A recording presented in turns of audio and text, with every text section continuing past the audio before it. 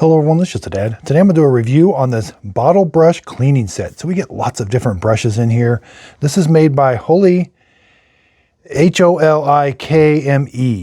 So we get some pipe cleaners. These are for cleaning brush or straws.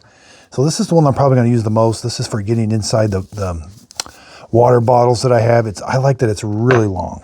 This one I'll use once in a while too. It can clean the entire side. The bristles are a little bit not as stiff, where these are a little bit stiffer. This is like a sponge, multi-purpose, with a nice handle on it.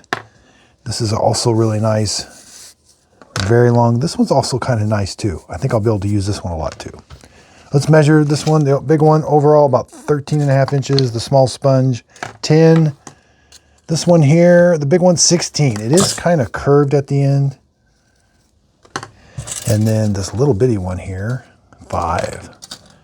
The biggest one, like pipe cleaner, is about 15.25. Then you get 2 that are 12 inches, 2 that are 10 inches, and 2 that are 8 inches.